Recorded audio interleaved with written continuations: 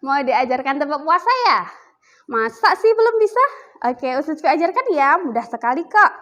Tebak puasa siang hari, tidak makan, tidak minum, tidak juga marah-marah. Sore hari buka puasa, malam hari sholat tarawih, pagi hari sahur, sahur, sahur, sahur. Ye, bisa kan? Mudah sekali Kak tebak puasanya. Jadi teman-teman nanti bisa praktekkan bersama adik atau kakak kalian di rumah ya, agar puasanya lebih semangat lagi. Oke, Ustaz Lutfi lupa menyapa ya tadi ya. Kita buka dulu. Assalamualaikum warahmatullahi wabarakatuh. Waalaikumsalam warahmatullahi wabarakatuh.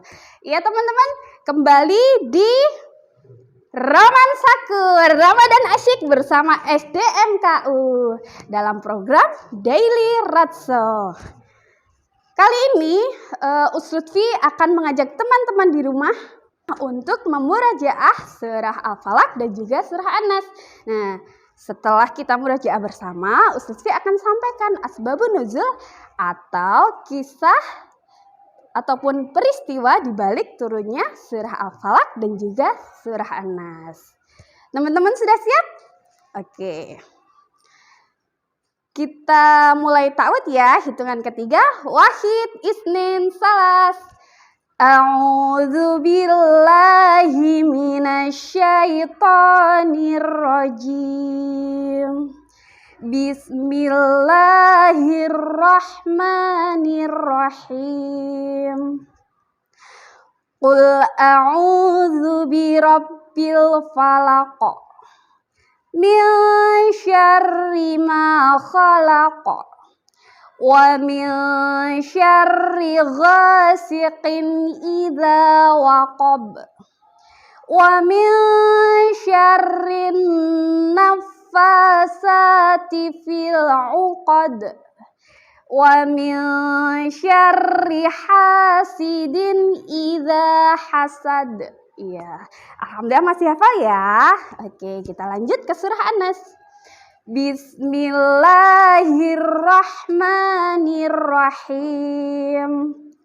Qul a'udzu birabbin nas, malikin nas, ilahin nas, min syarril waswasil khannas alladzi yuwaswisu fi sudurin nas minal jinnati wan nas. Ya.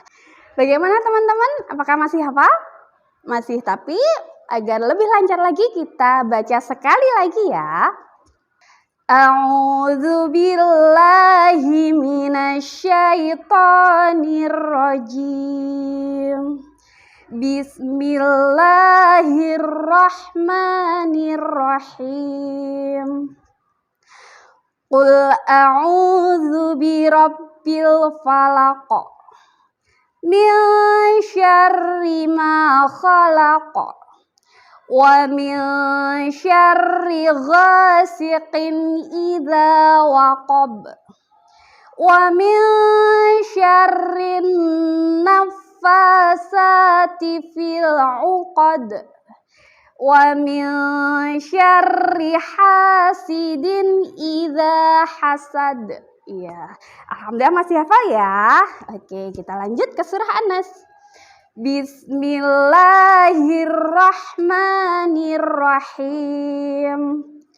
Qul a'udzu birabbin nas, malikin nas, ilahin nas, min syarril waswasil khannas alladzi yuwaswisu fi sudurin nas minal jinnati wan nas. Ya, alhamdulillah, insya Allah teman-teman dari kelas 1 sampai kelas 6 masih hafal. Oke, selanjutnya Ustaz Lutfi akan sampaikan asbabun nuzul atau peristiwa di balik turunnya surah Al-Falaq dan juga surah An-Nas. Dengarkan baik-baik ya. Siap ya? Kita dengarkan peristiwa di balik turunnya surah Al-Falaq dan juga surah An-Nas. Suatu ketika Nabi Muhammad pernah menderita sebuah penyakit di mana Nabi Muhammad merasakan bahwa beliau telah melakukan sesuatu padahal beliau tidak melakukannya.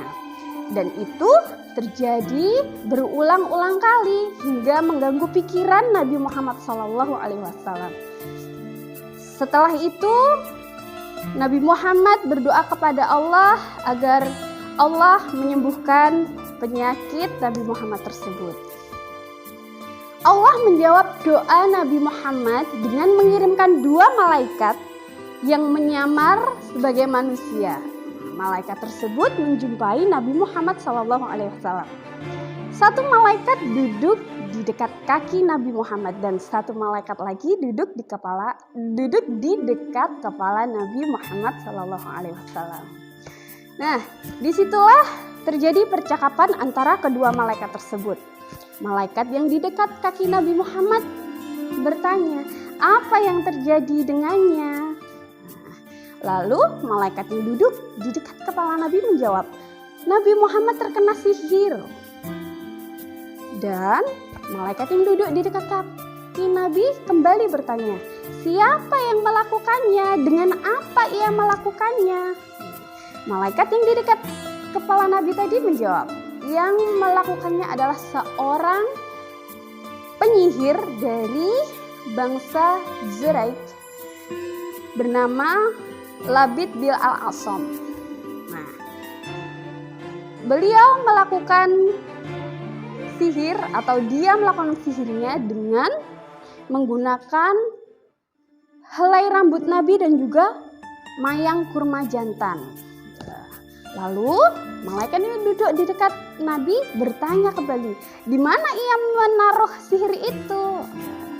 Malaikat yang duduk di dekat kepala Nabi mengatakan bahwa sihir itu diletakkan di dalam sumur Zarwan. Nah, mendengar percakapan itu, keesokan harinya Nabi Muhammad mengirim Ammar bin Yasir dan juga beberapa para sahabatnya untuk menguras air sumur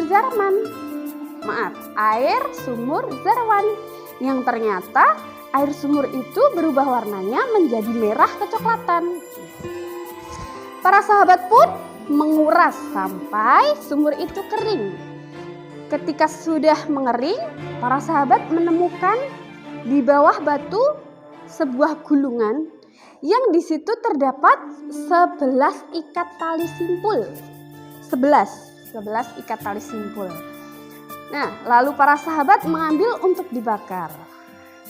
Bersamaan dengan itu, Allah mengutus malaikat Jibril untuk menemui Nabi Muhammad agar Nabi Muhammad membaca surah Al-Falaq yang berjumlah 5 ayat dan juga surah An-Nas yang berjumlah 6 ayat yang jika digabung jumlah ayatnya menjadi 11. Nah, malaikat Jibril mulai meminta Nabi Muhammad untuk membaca kedua surat tersebut.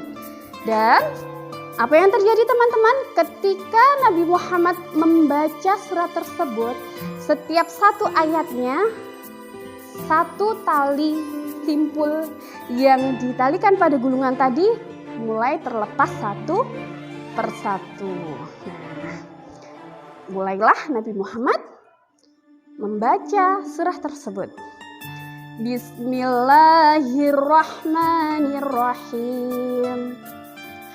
Qul a'udzu birabbil falaq min syarri ma khalaq wa min syarri ghasiqin idza waqab wa min syarri naffasati fil 'uqad wa min syarri hasidin idza hasad.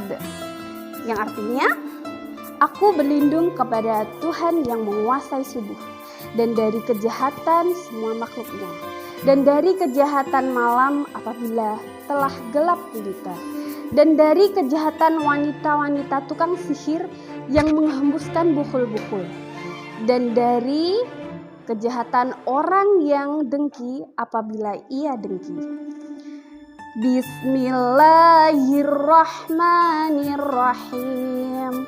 Qul a'udzu birabbin nas, malikin nas, ilahin nas, min syarril waswasil khannas, alladzi yuwaswisu fi sudurin nas, minal jinnati wan nas. Yang artinya, aku berlindung kepada Tuhan manusia, Raja manusia, sesembahan manusia, dari kejahatan bisikan setan yang bisa bersembunyi, dari bisikan yang bisa masuk ke dalam dada manusia, dan dari golongan jin dan manusia. Ya, surah Al-Falaq artinya waktu subuh, dan juga surah An-Nas artinya manusia. Hubungan kedua surah tersebut adalah supaya kita semata-mata berlindung dari segala kejahatan apapun, semata-mata berlindung hanya kepada Allah. Nah, setelah Nabi Muhammad SAW sembuh, Nabi Muhammad pun mencari tahu siapa orang yang telah menyihir beliau. Nah, ternyata ia adalah seorang bernama Labid bin Al-Asam. Nah, karena ternyata ia bersekutu dengan para pemimpin Yahudi. Nah, para pemimpin Yahudi mengatakan kepada Labid bin Al-Asam, mereka telah menyihir Nabi Muhammad beberapa kali, namun mereka telah gagal. Maka pemimpin Yahudi meminta Labid Al-Asam untuk menyihir Nabi Muhammad dengan iming-iming 3 dinar. Nah, Labid Al-Asam mengirim seorang anak kecil untuk membantu pekerjaan Nabi Muhammad SAW. Nah, tanpa sepengetahuan Nabi Muhammad SAW, anak kecil itu mengambil sisir yang telah dipakai Rasulullah SAW. Nah, lalu anak kecil tersebut memberikan sisir Nabi Muhammad kepada Labid bin Al-Asam. Nah, ternyata dengan sisir itulah Labid Al-Asam menyihir Nabi Muhammad SAW. Nah, begitulah teman-teman peristiwa di balik turunnya surah Al-Falaq dan juga surah An-Nas. Nah, semoga bermanfaat ya teman-teman ya. Dan hikmah apa yang bisa kita ambil dari peristiwa tersebut? Ya, jadi kita dianjurkan untuk membaca surah Al-Falaq dan juga surah An-Nas sebelum kita tidur sebagai perlindungan kita sampai terbangun di waktu subuh. Dan yang kedua adalah anjuran kepada kita semua supaya kita berlindung dari segala macam kejahatan dan juga kejahatan sihir maupun godaan bisikan setan kepada Allah Subhanahu wa taala. Namun teman-teman jangan khawatir karena semua bentuk kejahatan hanya akan terjadi atas izin Allah.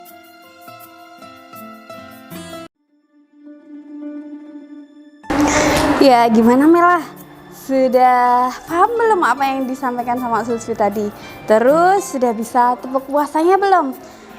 Sudah dong Us, kan aku tadi memperhatikan Sulfi pas Sulfi menyampaikan materi. Sulfi, gimana kalau kita kasih kuis buat teman-teman di rumah? Emang Mela bisa kasih pertanyaan buat teman-teman di rumah? Bisa dong Us, kan aku tadi paham. Oke, nanti kita kasih 3 pertanyaan untuk teman-teman di rumah ya. Nanti 1 pertanyaan dari Mela, 2 pertanyaan dari Sulfi. Oke, siapa takut? Pertanyaan pertama Mela yang kasih ya Us ya. Boleh? Oke, Mela mau kasih pertanyaan apa buat teman-teman di rumah? Coba teman-teman tahu nggak siapa yang menyihir Nabi Muhammad Sallallahu Alaihi Wasallam? Ayo, tahu nggak? Iya, nanti kita kasih tahu jawabannya di lain waktu ya. Sekarang pertanyaan kedua dari Ustaz Lutfi.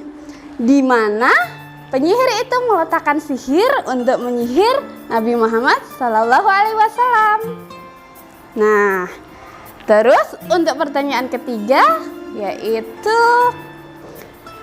dengan siapa penyihir bersekutu untuk menyihir Nabi Muhammad Sallallahu Alaihi Wasallam? Mudah sekali itu pertanyaannya dari Ustaz. Kecil, Melama bisa jawab. Emang iya? Iyalah, kecil sekali. Oke, baik. Nanti teman-teman silahkan jawab pertanyaan dari Mela sama Ustaz Lutfi di kolom komentar ya. Jangan lupa like, comment, share, subscribe sebanyak-banyaknya agar channel ini bisa bermanfaat dan berguna untuk semua orang. Terima kasih. Ya, alhamdulillah sudah selesai teman-teman. Semoga bermanfaat. Jangan lupa 3M, memakai masker, mencuci tangan, dan menjaga jarak. Itu Ustaz Lutfi ya. Assalamualaikum warahmatullahi wabarakatuh. SD Muhammadiyah Klaten Utara, cerdas, kreatif, berakhlak mulia.